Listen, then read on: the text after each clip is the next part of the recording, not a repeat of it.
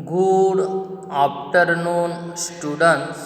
आज हम कक्षा 7वीं में विषय हिंदी, इस विषय में पाठ क्रमांक 6 सोना, इस पाठ को हम आज के वीडियो में समझेंगे।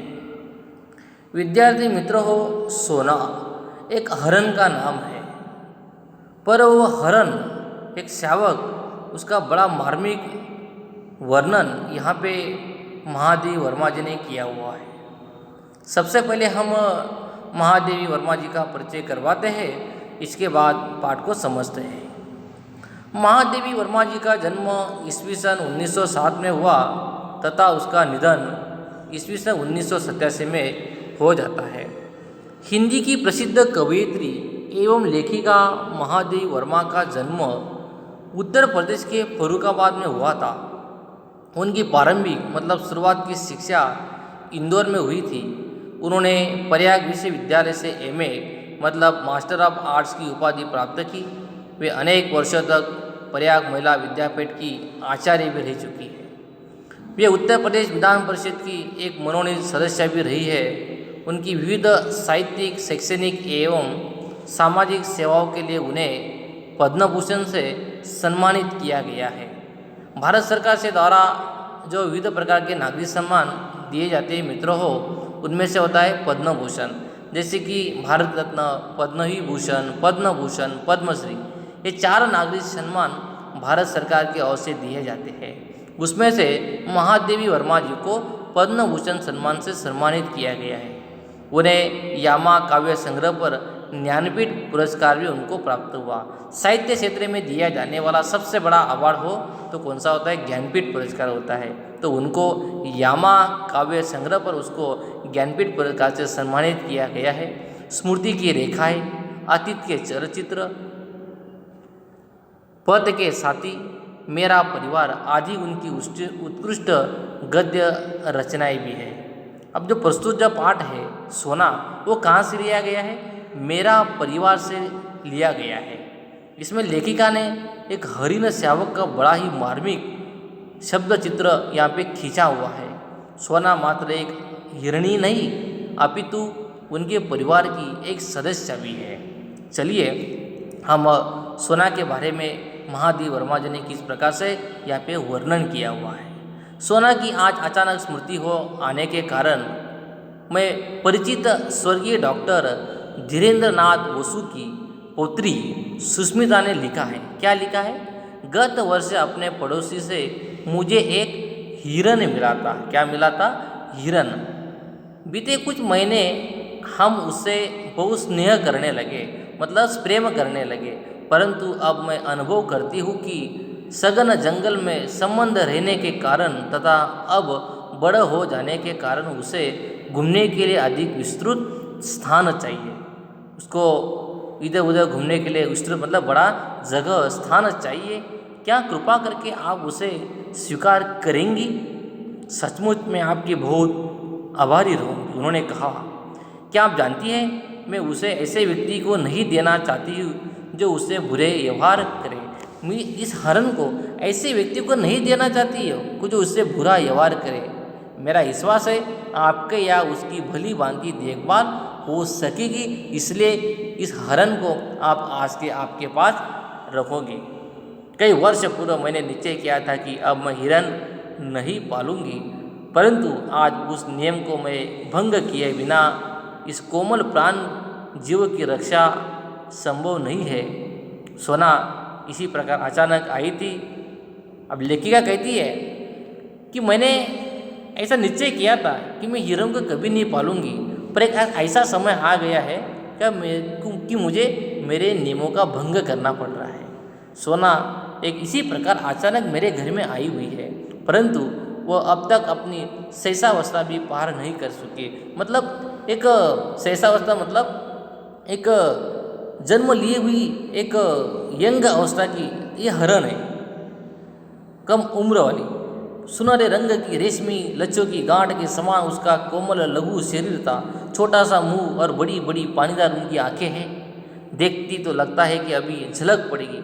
लंबे कान, पतली सुडौल टांगे, जिन्हें देखते ही उनमें प्रस्तुत गति की बिजली की लहरें देखने वाली कि आंखों में कौंध जाती है। सब उसके सरल शिशु रूप से इतने प्रभावित हुए कि किसी चंपक वर्णा रूपसी के उपेक्त सोना सुवर्ण स्वर्ण लेखा आदि नाम उसका परिचय बन गए।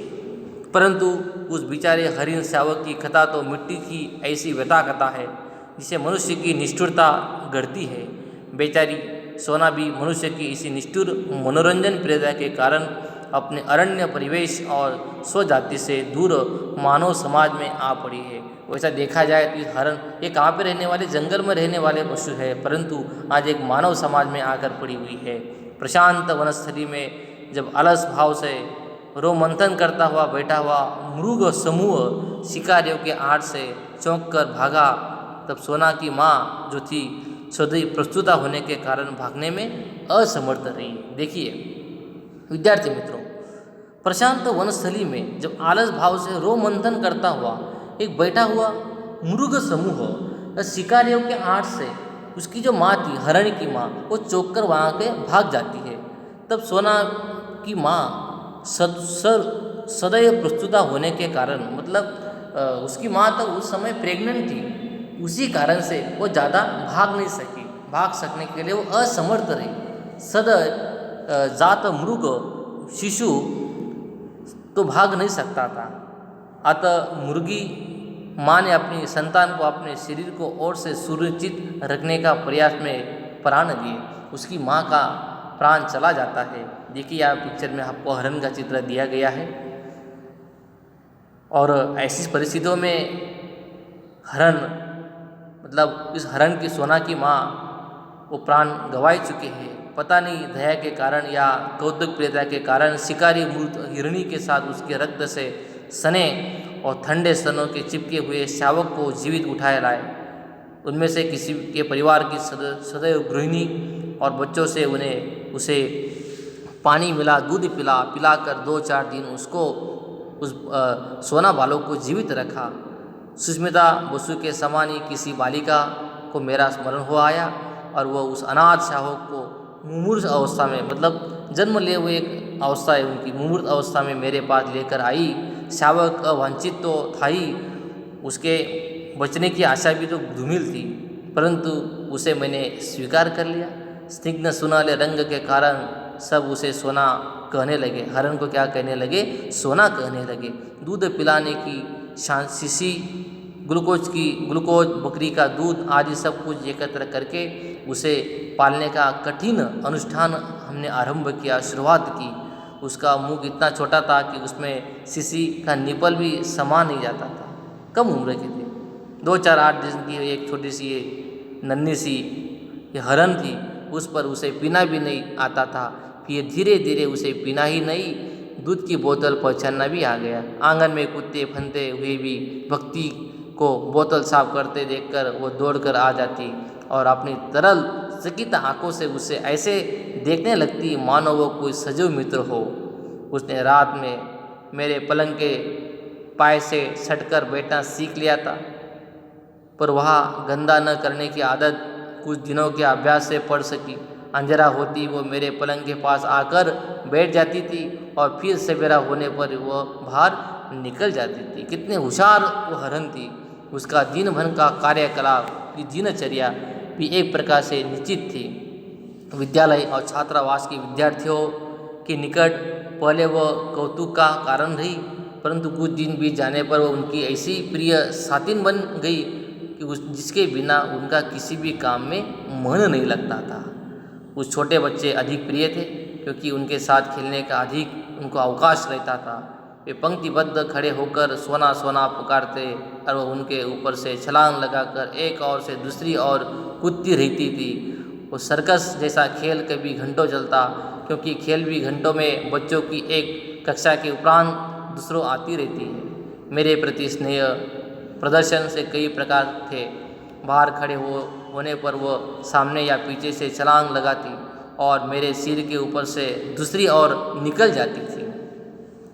प्राय देखने वालों को भय होता था कि मेरे सिर पर चोट न लग जाए, परंतु वो पैरों को इस प्रकार सिकोड़े रहती और मेरे सिर को इतनी ऊंचाई से लांघती थी कि चोट लगने की कोई संभावना ही नहीं रहती थी। भीतर आने पर वह मेरे पैरों से अपना शरीर रगड़ने लगती। मेरे बैठने रहने पर वह साड़ी का शोर मुंह में भर लेती और कभी पीछे चुपचाप खड़े होकर चोटी ही चबा डालती। डांटने पर वह अपनी बड़ी गोल और चकित आंखों से ऐसे अनिर्वचनीय जिज्ञासा भरकर एक टक देखने लगती कि हंसी आ जाती थी। एक प्रकार से अनेक विद्यार्थियों ने की भारी भरकम गुरुजी से सोना को क्या लेना देना था। वह तो उस दृष्टि को पहचानती थी जिसमें उसके लिए स्नेह था, प्रेम था, छलकता था। अब उन्हें जानती थी कि जिन्होंने एक दूध की बोतल उसके मुंह से लगाई थी, यदि सोना को अपने स्नेह की अभिव्यक्ति के लिए मेरे सिर के ऊपर से कूदना आवश्यक लगेगा तो वह कूदेगी ही। मेरी किसी अन्य परिस्थिति से प्रभावित होकर होना उसके लिए एक संभव नहीं थी। कुत्ता स्वामी और सेवक का अंतर जानता है। देखो, कुत्ता स्वामी और सेवक का अंतर जानता है और स्नेह का क्रोध की प्रत्येक मुद्रा से परिचित करता है। स्नेह से बुलाने पर वह गदगद होकर निकट आ जाता है, मतलब आनंदित होकर पास में आ जाता है, और क्रोध करते ही सभी दयनीय बनकर दुबक जाता है, दूर चला जाता है। पर हिरण ये अंतर नहीं जानता। अब उसका पालने वाले से डरना कठिन है। यदि उस पर क्रोध किया जाए तो वह अपनी चकित आंखों में और अधिक विस्मय भरकर पालने वाले की दृष्टि मिलाकर खड़ा रहेगा, मानो पूछता हो क्या ये उचित है। वह केवल स्नेह पहचानता है, जिसकी स्वीकृति बताने के लिए उसकी विशेष चेष्टाएं हैं। मेरी बिल्ली गोधूली, कुत्ते हेमन, वसन, कुतिया, फ्लोरा सबसे पहले इस नए अतिथि को देखकर रुष्ट हुए। देखो उनके पास क्या क्या थे, बिल्ली गोधूली, कुत्ते हेमन, वसन, कुतिया, फ्लोरा, इन सभी के साथ ये हरण भी आ चुकी थी। सब कुतिया फ्लोरा सबसे पहले इस नए अतिथि को मतलब हरण को देखकर रुष्ट हुए, परंतु सोना से थोड़े ही दिनों में सबसे शक्य स्थापित कर लिया। फिर तो वह घास पर लेट जाती थी और कुत्ते और बिल्ली उस पर उछलते कूदते रहते। कोई उसके कान खींचता, कोई पैर, और जब वे इस खेल में तन्मय हो जाते तब वो अचानक चौकड़ी भरकर भागती है। वो गिरते पड़ते उसके पीछे दौड़ भी लगाते हैं। वर्ष भर का समय बीत जाने पर सोना हरिण शावक से एक हरिणी में परिवर्तित होने लगी। अब वो बड़ी हो चुकी है, एक हरिण शावक से वो हरिणी में परिवर्तित होगी। उसके शरीर के पीताभ रोई ताम्रवर्णी झलक देने लगे। टांगे अधिक सुडौल और खुरों के कालेपन में एक प्रकार से चमक आ गई थी। ग्रीवा अधिक बंकिम और लचीली उनकी हो गई थी। पीठ में भराव वाला उतार चढ़ाव और स्निग्धता दिखाई देने लगी, परंतु सबसे अधिक विशेषता तो उसकी आँखों और दृष्टि में मिलती है। आँखों के चारों ओर खींची कजलकोर में नीले गोलक और दृष्टि ऐसी लगती कि मानो नीलम के बल्बों में उजली विद्युत का स्फुरन हो। इस बीच फ्लोरा ने भक्ति की कुछ अंधेरी कोठरी के एकांत कोने में 4 बच्चों को जन्म दिया और वह खेल के संगियों को भूलकर अपनी नवीन सृष्टि के संरक्षण में व्यस्त हो गई, मग्न हो गई। 1-2 दिन सोना अपनी सखी को खोजती रही, फिर उसको इतने लघु जीवों से गिरा देख उसकी स्वाभाविक चकित दृष्टि गंभीर विस्मय से भरकर आ गई। एक दिन देखा तो फ्लोरा कई बार घूमने गई है और सोना भक्ति की कोठरी में नीचे लेटी है। पिल्ले आंखें बंद रहने के कारण ची करते हुए सोना के उधर में दूध खोज रहे। तब से सोना के नित्य कार्यक्रम के पिल्लों के बीच में लेट जाना भी एक सम्मिलित हो गया। आचार्य की बात ये थी कि फ्लोरा हेमन, वसन या गोधूली को तो अपने बच्चों के पास फटकने भी नहीं देती थी, परंतु सोना के संरक्षण में उन्हें छोड़कर आश्वस्त भाव से इधर उधर घूमने वो चली जाती थी। सोना उतना उनको प्रिय थी। संभवतः वो सोना की स्नेही, प्रेमी और अहिंसक प्रकृति के परिचित हो गई।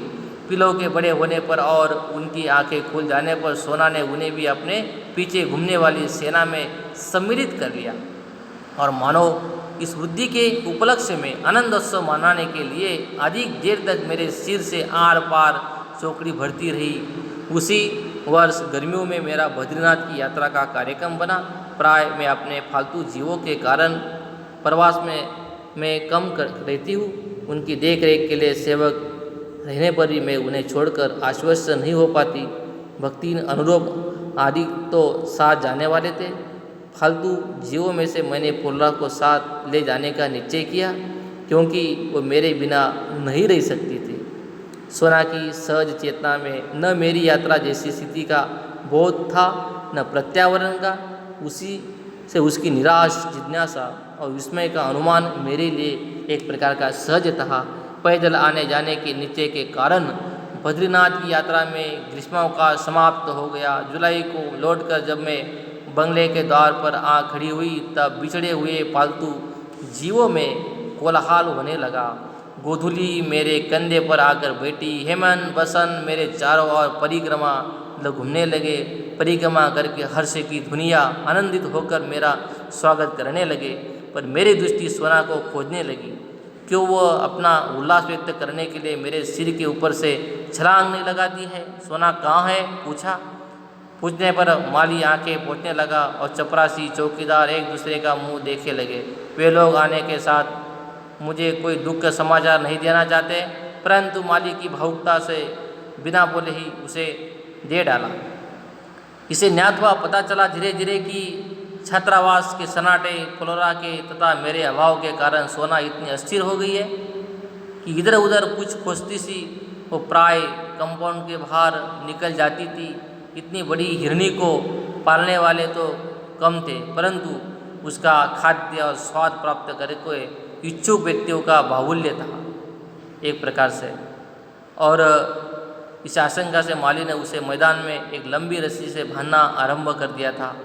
एक दिन न जाने किस स्तब्धता की स्थिति में बंधन की सीमा भूलकर वह बहुत ऊंचाई तक उछली और रस्सी के कारण मुख के बल धरती पर आकर गिरी, और वही उसकी अंतिम उछाल थी। देखिए, एक दिन ऐसा हुआ कि एक दिन न जाने किस स्तब्धता की स्थिति में बंधन की सीमा भूलकर बहुत ऊंचाई तक उछली और रस्सी बांधी होने के कारण मुख के बल धरती पर आकर गिरी, और वह उसकी अंतिम उछाल थी। वो सोना जो थी वो मर जाती है, उसकी अंतिम उछाल थी।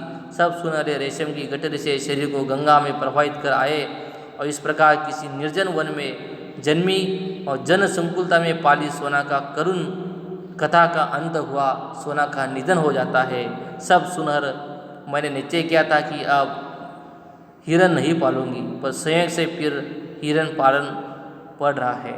विद्यार्थी मित्रों हो, एक हिरन जो जंगल में रहने वाली एक पशु है, पर उसकी माँ भाग दौड़ वो नहीं कर सकी, इसी कारण से उसकी माँ का अंत हो जाता है। बाद में हिरन जन्म लेती है, फिर उसका पालन पोषण किया जाता है, पर अंतिम समय में उसका भी निधन हो जाता है। जिसे हिरन को एक सोना नाम से पुकारा जाता था। यहाँ पर महादेव वर्मा जी ने उस हिरन का मेरा परिवार इस संग्रह से इस पाठ को लिया गया था। अति सुंदर और रोमांचक उसकी कहानी सोना नाम से यहाँ पे लेखिका ने प्रस्तुत की है। आपको विद्यार्थी मित्रों हो, वीडियो देखकर, फोटोकॉपी देखकर पाठ को और अच्छे से अच्छे समझाने का प्रयास करवाना है। शब्दार्थ टिप्पणी आपकी हिंदी की कॉपी में आपको इस शब्दार्थों को लिखकर याद भी करवाना है। आज की वीडियो में विद्यार्थी मित्रों हो, इतना ही जानते हैं। धन्यवाद।